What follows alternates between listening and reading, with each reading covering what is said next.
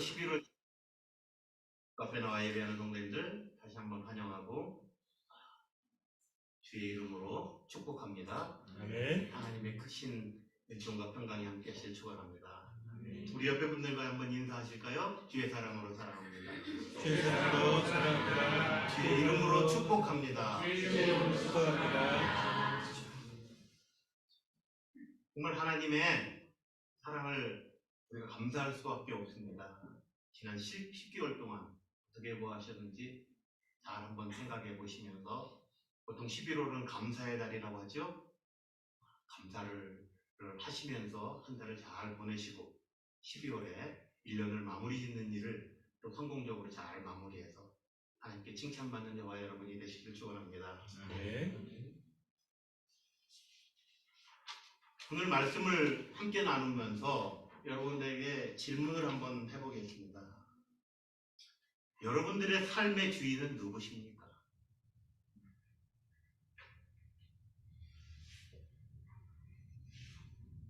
신앙생활을 오래 한 사람들은 당연히 나의 삶의 주인은 하나님이시라고 고백하시는 분들도 있고, 또 아직까지 내 삶의 주인은 나야, 누가 나를 대신 살아줄 것도 아니고, 이렇게 주장하시는 분들도 있겠죠.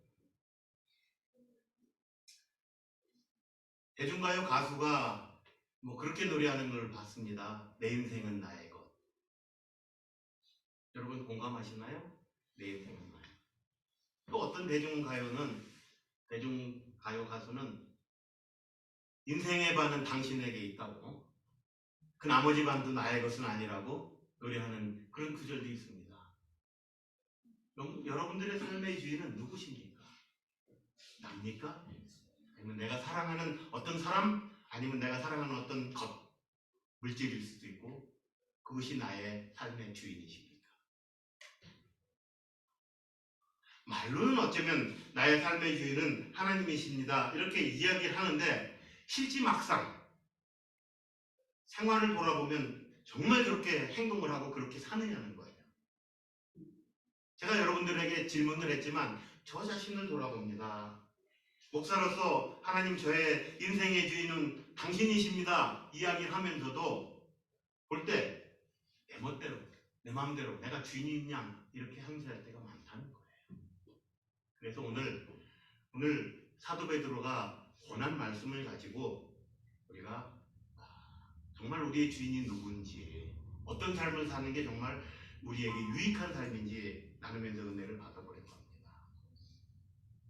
삶의 주인이라고 한다면 그 삶의 주인은 그 삶의 방향도 결정하고 모든 걸 결정할 수 있는 사람이 주인이에요. 그렇죠?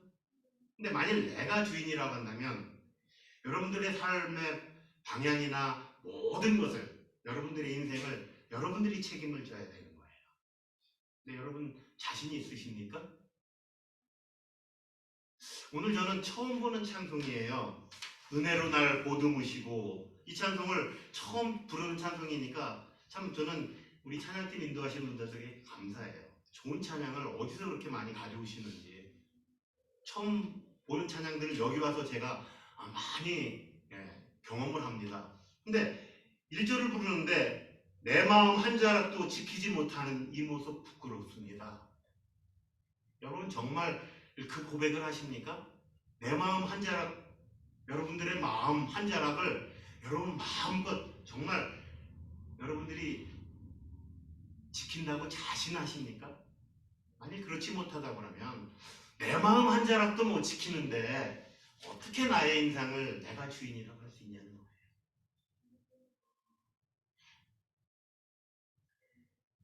인생의 마지막 때가 왔다고 해봅시다. 내가 할 일이 남았어요. 하나님, 내가 1년만 더 살고 갈게요 하고 여러분들의 생명을 1년 더 늘 자신이 있으신 분 계세요?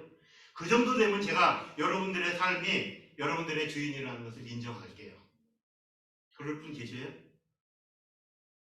마지막 순간이 왔는데, 아직 마지막 순간이 안 와서 잘 모르시겠죠?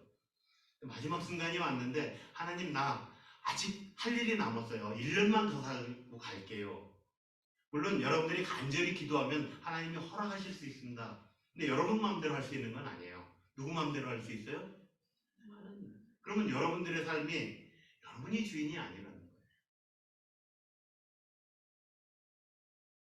우리의 삶이 나 자신이 아니라면 그러면 여러분들의 삶의 주인이 여러분들이 사랑하는 것들입니까? 사랑하는 뭐 연인일 수도 있고 남편일 수도 있고 아내일 수도 있고 아니면 내가 사랑하는 돈일 수도 있고 내가 사랑하는 명예일 수도 있고 그 일을 위해서 목숨을 바치는 사람들도 있죠. 근데 그것이 우리의 삶의 주인이 돼서는 안 된다는 것은 이론적으로 너무나 잘 알아요. 근데 우리는 그것이 주인인 양 살 때가 많다는 거예요. 그래서 오늘 여러분들에게 또 저 자신에게 도전을 주는 말씀이 이 말씀입니다. 사도 베드로는 또 사도 바울도 이와 같은 말씀을 여러 번 했어요. 바울 서신에서. 우리의 삶의 주인은 우리가 아니라는 거예요. 우리의 삶의 주인은 하나님이시고 우리는 어떤 삶을 살면 행복하냐? 청지기의 삶을 살면 행복하다는 거예요. 여러분, 청지기가 무엇입니까? 청지기의 삶이라고 하면 어떤 것입니까? 청지기. 우리나라 말 청지기는 들을 청자입니다. 그리고 고들직자예요.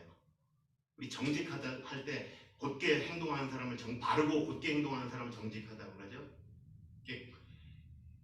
듣고 바르게 행동하는데 누구 말을 들어요? 주인 말을 듣고 주인 말대로 바르게 행동하는 사람이 청지기예요. 그런 말에서 나왔어요. 영어로는 이 청지기를 스튜어드 이런 표현을 쓰죠. 우리나라 말 중에서 조금 쉬운 말은 글쎄요. 집사라는 말이 이 말과 비슷하지 않을까 싶습니다. 집사. 물론 교회에서 얘기하는 집사 데칸과는 조금 다릅니다. 버틀러라 영어로는 버틀러라고 하는데 집에서 이렇게 각종 일을 돌보는 사람. 근데 그 각종 일을 돌보는 사람의 대장이 있어요. 그 사람이 청직이에요. 요즘 회사의 시스템으로 말하면 매니저라는 표현이 좋을 것 같아요. 매니저. 매니저가 청직이라는 겁니다. 하나님은 우리가 매니저 되기를 원하시는 것 같아요. 그것을 베드로 사도는 깨닫고 우리에게 청지기의 삶을 살면 어떻겠냐 하고 이야기하시는 거예요. 매니저, 청지기 어떤 삶을 삽니까? 어떻게 행동을 해야 됩니까?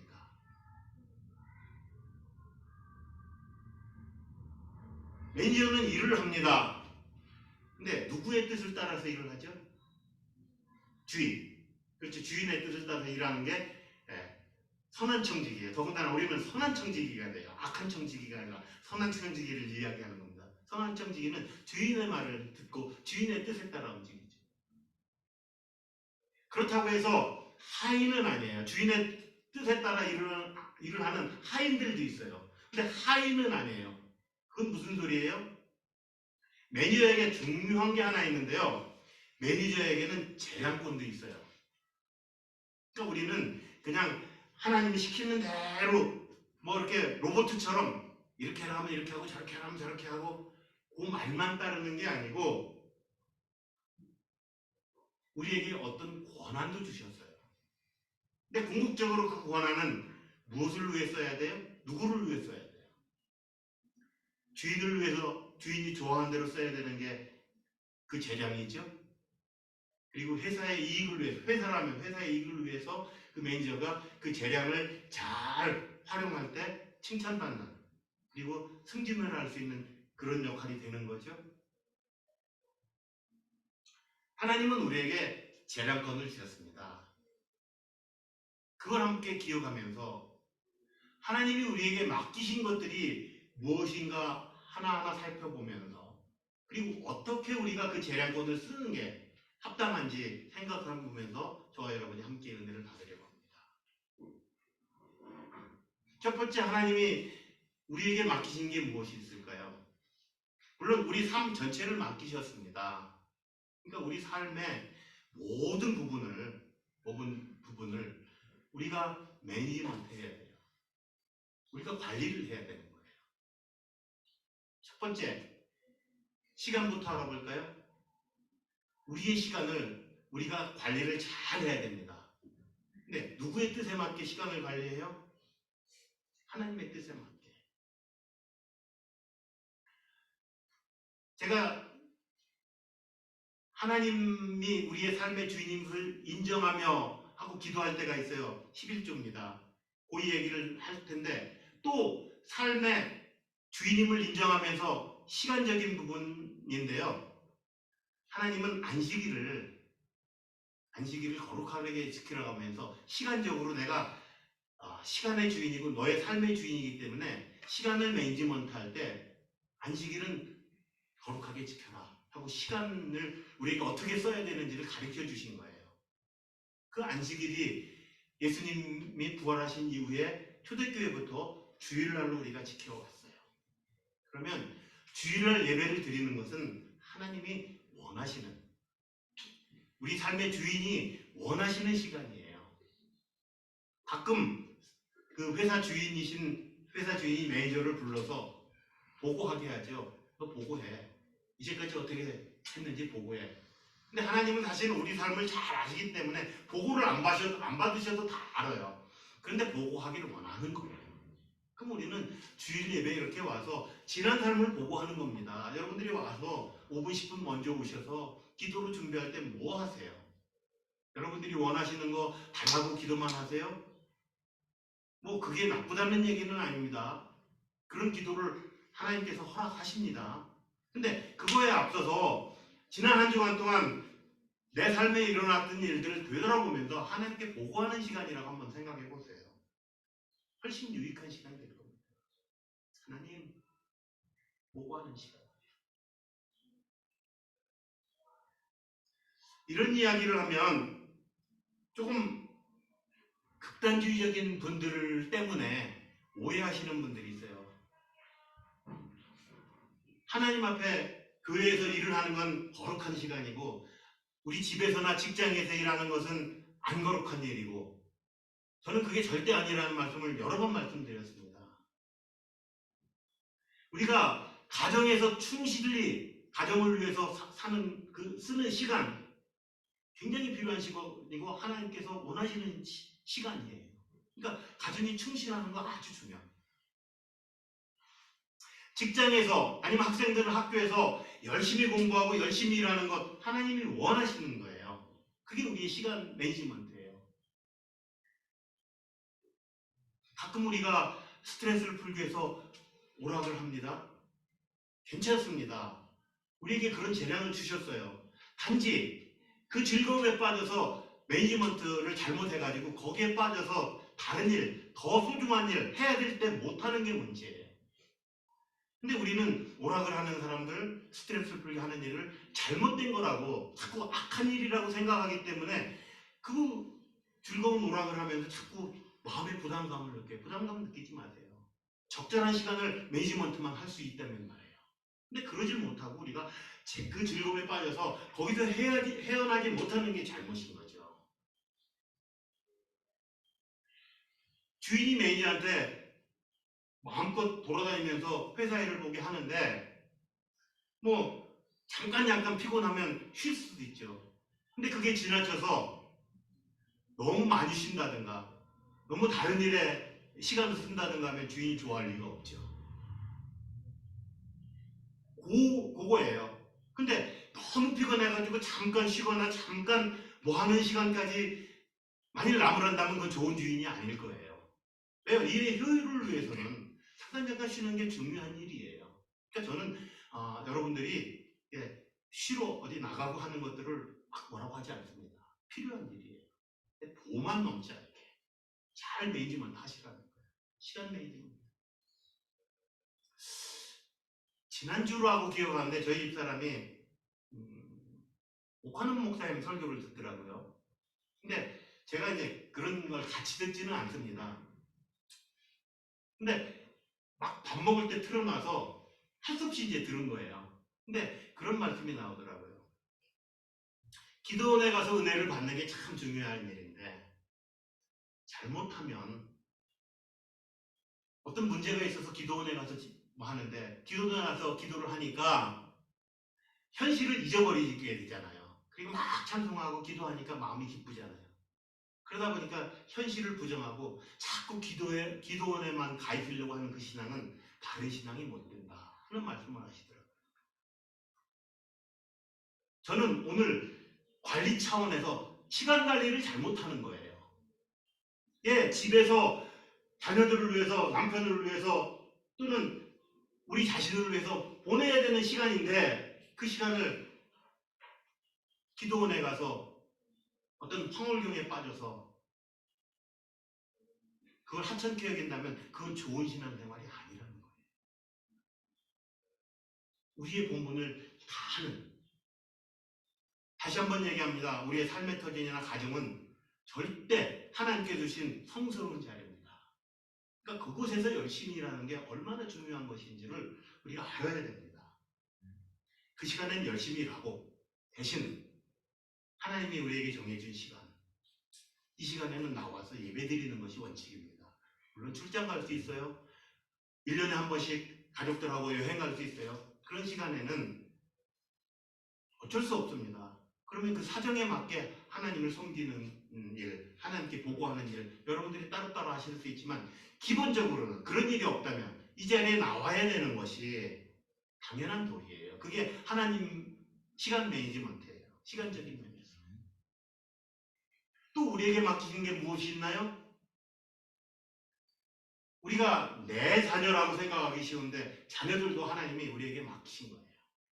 이 땅에 보내는데 아직 자립하지 못한 어린 갓난아기를 어디다 맡길까 하다가 하나님의 자녀를 우리 가정에 맡기신 거라고 생각하셔야 됩니다. 그러면 그 자녀들을 잘 관리하고 잘 키우는 것이 하나님의 뜻이에요. 주인의 뜻이에요. 근데 혹시 내 자녀라고 생각해서 내 맘대로 키우시고 싶지 않으신가요? 요즘은 사회가 다양화돼서 덜한데요. 저희 때는요. 부모님들이 원하는 직업이 뻔했어요. 한 서너 가지밖에 안 됐어요. 뭐 법관이 된다든가 의사가 된다든가 아주 불과 몇 개만 원했어요. 그러다 보니까 막 푸시를 합니다. 요즘 부모님들은 어렸을 때 자기가 하고 싶었던 일이 있는데 가정 형편이나 여러 가지 일로 못한 거를 자녀에게 대신시키기 위해서 막 푸시하는 경우가 있습니다. 물론 그것이 하나님이 그냥 그 자녀를 위한 계획일 수도 있지만 그렇지 않을 수도 있다는 거예요. 하나님이 주신 탤런트는 전혀 다른 데 있는데 내 욕심이나 내 생각 때문에 우리 자녀들을 그렇게 살려고 푸시해 나가지는 않습니까? 자녀 관리 문제도 우리가 잘 신경 써야 될 부분이에요. 여러분들 자녀를 잘 관리하고 계십니까? 그러면 자녀의 삶도 누가 주인이에요? 하나님이 주인이시다고 한다면 누가 책임져 주실까요? 하나님이 책임져 주시는 거예요. 단지 우리가 그들을 하나님의 말씀으로 잘 양육하면 되는 거예요. 그리고 하나님이 인생의 주인이심을 알게 하는 게 중요해요. 제가 잘못 자녀를 교육시킨 저 자신의 경험을 이야기합니다. 결혼해서 미국에 갔습니다. 애들을 미국에서 낳았어요. 근데 제가 미국 교육에 대해서 너무 모르는 거예요. 영어도 몰라요. 그러니까 애들을 불러놓고 늘 하는 말이 Your life is your responsibility. 내 인생은 내 책임이다. 그러니까 내가 스스로 결정해서 내가 알아서 해라. 그렇게 계속 강조했어요. 근데 지금 와서 돌이켜보니까 내 인생의 주인은 하나님이고 내가 하나님 뜻대로 살아라 가르쳤어야 되는 거예요.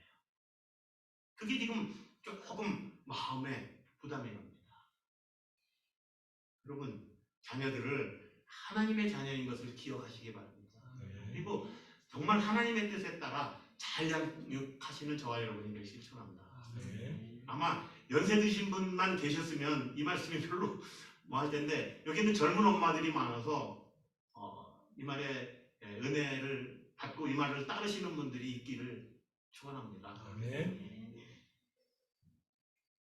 또 하나님께서 우리에게 관리를 주신 게 무엇일까요?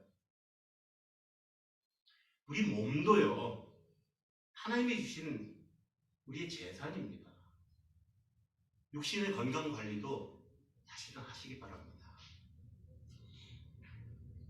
부에블라에 잠깐 방문한 적이 있습니다. 어떤 선교사님에게 방문을 했는데 이 선교사님이 정말 주님께 충성을 한다고 몸에 병이 아주 심한데도 무리를 내서 그냥 철야 기도를 하고 밤새 기도를 하시더라고요.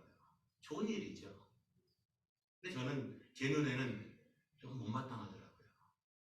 몸이 아프고 몸이 지쳐있을 때는 하나님께서 섭리를 어떻게 하셨냐면 쉬게 하신 거예요. 쉬셔야 돼요.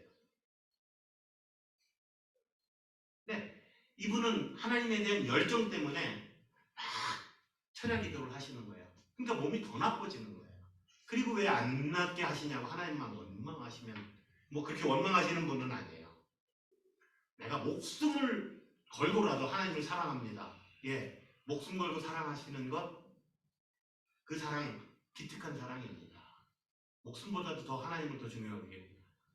근데 혹시 하나님의 건강을 잘 유지하면서 다른 일을 하게 하시는데 그냥 기도하면서 내가 하나님을 사랑하겠습니다 하고 하나님이 원하시지 않는 일을 하고 있는지 다시 한번 생각해 보자는 거예요.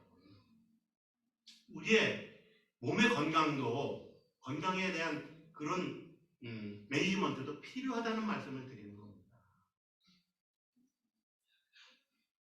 우리의 생각에 하나님이 이럴 것이다가 아니고요, 말씀을 통해서.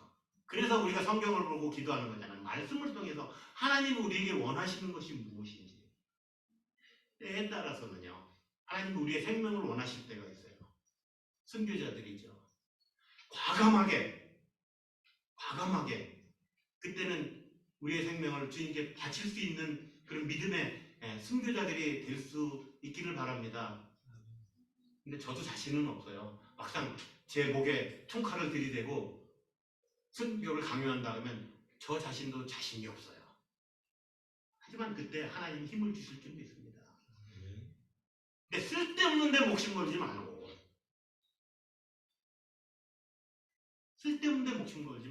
아직 해야 될 일이 많잖아요. 그러면 우리 건강도 우리가 관리를 해나가야죠. 제가 성경에 없는 얘기하는 것 같으나요? 아니요.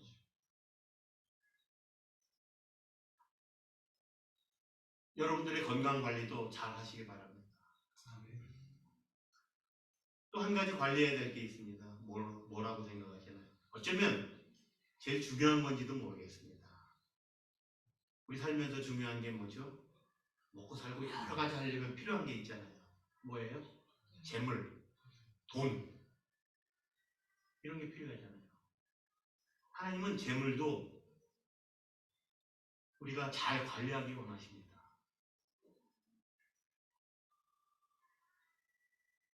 어렸을 때 그런 말 많이 들었어요. 내 피 같은 돈, 내가 어떻게 번 돈인데. 어쩌면 돈을 우리 목숨보다 더 소중히 했을 때도 있었습니다. 워낙 우리가 가난하게 살았으니까요. 근데 하나님은 돈도 우리가 관리할 대상이라고 얘기하시는 겁니다.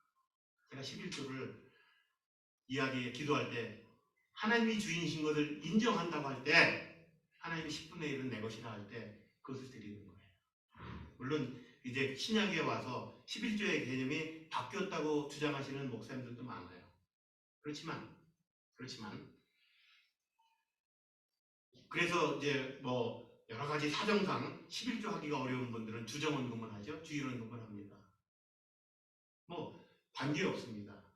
그렇지만 우리의 중요한 개념, 그 개념이 뭐냐면 우리가 누리고 있는, 내가 번 돈이지만 그 모든 물질이 하나님이 주인이시기 때문에 하나님에게 돌려드린다는, 그리고 하나님의 뜻에 맞게 쓰인다는 그런 관리하는 관리자로서의 자세를 갖기 바라신다는 거예요. 매니저에게는 재량이 있다고 그랬습니다. 회사에서 예산 편성할 때 어떤 부서에 적절한 예산을 편성해 줍니다. 그러면 매니저는 그 예산을 자기 마음에 원하는 대로 그 예산을 집행할 수 있어요. 근데 먼저 고려할 게 뭐예요? 여러분, 뭐 회사 생활하시는 분들은 너무나 잘 알죠. 먼저 생각할 게 뭐예요? 뭘 위해서 이 예산을 집행해야 돼요? 주인들을 위해서. 그렇죠? 주인을 위해서예요. 물론 회사에서 급여가 따로 정해져 있으니까 급여를 따로 떼어받지만 옛날 청지기들은 뭐 특별히 급여가 따로 없었던 것 같아요. 그러니까 그 물질을 자기가 먹고 사는 일에 쓸 수도 있었어요. 그걸 하나님이 뭐라고 하시지 않으세요. 하다못해 밭에서 일을 하는 그 소에게도 망을 씌우지 말라고 그랬어요.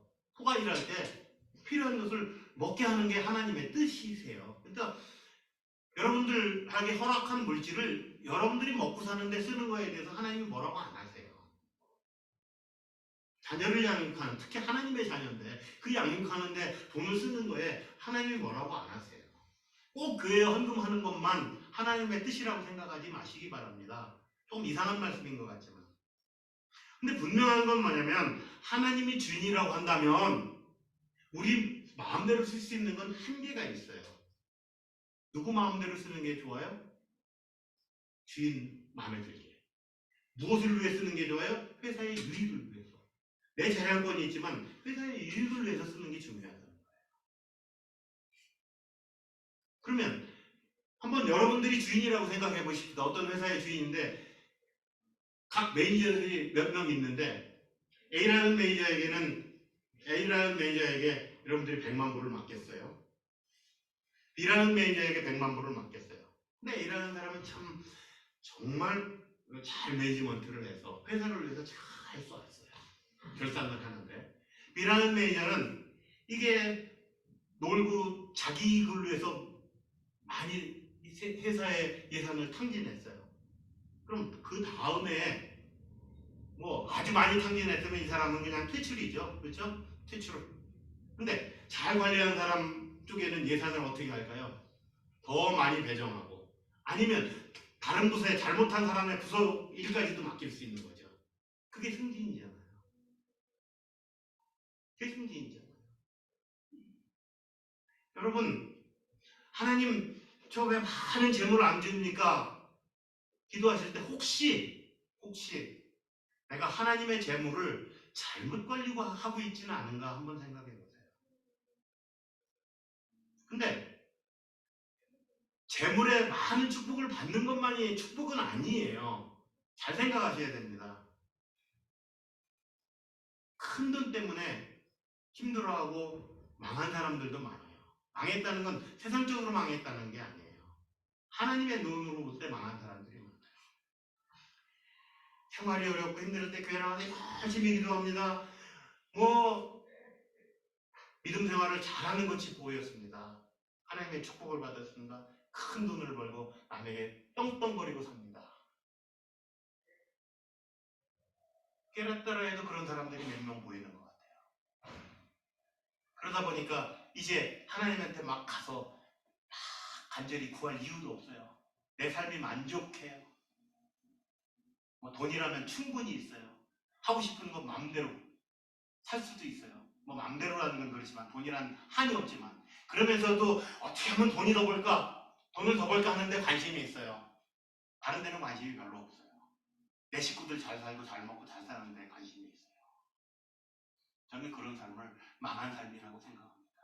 하나님을 잊어버리고 하나님이 절대 칭찬하지 않을 삶이라는 거 우리가 너무나 잘 알죠.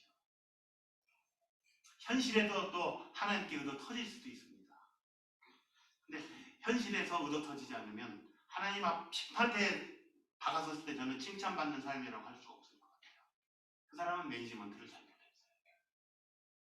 어쩌면 우리에게는 물질을 잘 관리할 수 있는 자질이 원래 없었을 수도 있어요. 그럴 때 너무 많은 걸 주시면 관리를 못하는데 너무 많이 주시는 것은 우리가 잘못 빠질 가능성도 있어요. 그래서 어떤 분은 그렇게 기도했다고 그러죠. 지금 이름은 잊어버렸습니다. 나를 너무 가난하게도 말고 너무 부하게도 하지 마십시오. 그게 올바른 기도인지도 모르겠어요. 우리가 매니지먼트 할 만큼 너무 궁핍할 때는요 하나님께 기도하세요. 하나님 이유를 대세요. 하나님 맡긴 자녀들, 얘 이런 탤런트가 있는데, 아까도 뭐 탤런트 얘기하면서 축구 얘기를 하면서 축구 선수를 잘 키워보지 그랬더니 이게 없어요 그러더라고. 축구 선수를 키우려면 돈이 많이 드나 보죠. 그러면 하나님한테 얘기하세요. 하나님, 얘가 이런 탤런트가 있는 것 같은데 키울 수 있는 돈도 주세요. 지금 뭐 기도할 수 있잖아요. 당당히 할 수 있잖아요. 내 자녀가 아니면 하나님인데 당신이 책임져 주세요 그러잖아요. 그렇잖아요. 우리가 기도할 때 더 당당해 줄 수 있어요. 그러면서 우리가 관리를 할 때 어떻게 무엇을 위해 쓸까? 예수님은 그런 게 어떻게 쓰셨나? 어떤 목사님은 돈을 버는 것도 은사라고 하더라고요. 은사. 돈을 아주 우리 이제 세상 말로는 그런 말하죠. 돈 냄새를 아주 기가 막히게 맡는 사람이 있다. 그래서 돈이 있는 곳에 항상 그 사람이 따라다니고 그 사람은 돈이 붙어 다녔다. 그런 것도 은사라고 하더라고요. 그런 사람들은 무엇으로 하나님께 봉사를 해야 돼요? 은사로 봉사를 해야 된다면 돈으로 봉사해야 되는 거예요. 예수님 당시에 아주 부자들은 자루째에 갖다 부었어요. 근데 칭찬을 안 하세요. 왜 칭찬 안 하는지 아세요? 내가 준 건 자루가 아니라 수레로 싣고 와도 모자라는데 그렇게 안 한 거에 대해서, 그리고 가난한 사람들 그냥 동전 몇 개 지어주면서 내가 구제했다고 하는 거 얼마나 창피한 일인지 아시는 거예요. 내가 그렇게 큰 돈을 관리할 자신이 없으면요, 내가 관리할 만큼만 주시는 것도 감사하시기 바랍니다. 근데 만일 여러분들이 돈 버는 은사를 주셔서 펑펑 벌게 하신다 그러면 하나님이 이걸 어떻게 쓰게 하시나를 생각해 보시기 바랍니다. 그리고 그 일을 위해서 쓰세요. 기업을 경영하는 사람 중에서 몇몇 스토리들이 나오는데 자기 돈 버는 데만 끝이지 않고요, 어떤 사회적인 그리고 하나님의 뜻이 어디 있는지를 위해서 나는 이 일을 위해서 기업을 합니다 하는 분들이 있어요. 그분들이 말로만 하지 않기를 저는 바라는 겁니다. 근데 만일 그게 진정이라면 그런 것들이 하나님이 원하시는 거예요. 그런 것들이 하나님이 원하시는 거예요. 한국의 어떤 렌트카인지 중고차 시장 사장님이 차에 대한 정보를 가능하면 많이 국민들에게 전하고 싶어서 이 사업을 했습니다 그런다고 하더라고요. 좋은 뜻이죠. 나는 돈 버는 것도 목적이지만 내가 가지고 있는 정보를 사람들에게 나눔으로 있어서 서로의 유익을 위하겠다. 좋은 일이잖아요. 여러분들이 가신 어떤 그 뜻이나 하나님께서 주신 어떤 생각, 좋은 하나님의 뜻에 쓰는 일을 위해서 하나님께서 아이디어를 주셨다면 그 일을 위해서 열심히 하시는 거예요. 돈만이 목적이 아니고. 그런 기업이 많아질 때 우리 사회가 밝아지고 우리 사회가 발전해 나가는 게 아니냐는 거예요.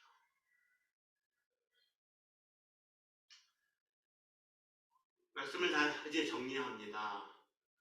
우리가 우리의 삶의 주인인 양 살았습니다.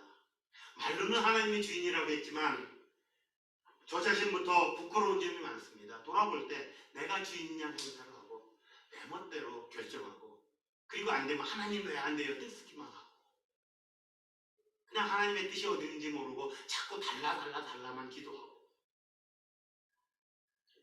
이런 삶을 돌이켜보면서 여러분들과 한번 마지막 도전을 합니다.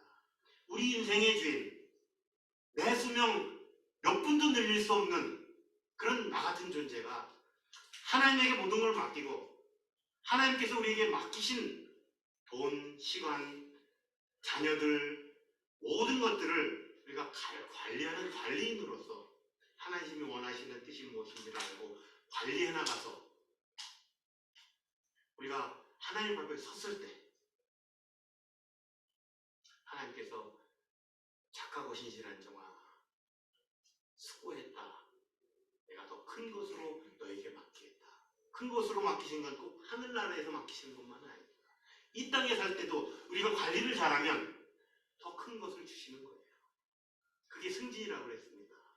우리의 삶의 터전이 더 넓어지는 거죠. 그런 축복이 저와 여러분에게 함께하기를 축원합니다. 사랑의 아버지 하나님, 말로는 하나님 아버지가 저희 삶의 주인이라고 했지만 저희 멋대로 살 때가 너무나 많았습니다. 주님, 이제는 다시 한번 각오를 하고 청지기로서 주의 뜻이 어디 있는지를 깨닫고 주의 뜻대로 살기를 원하오니 저희들에게 지혜를 주시고 저희 마음속에 내주하신 성령께서 역사하셔서 주님께서 원하시는 삶을 살아가 주님께 칭찬받는 한 사람 한 사람이 되도록 이끌어 주시옵소서. 감사하며 예수님의 이름으로 기도하옵나이다. 아멘. 가사를 생각하면서 찬송가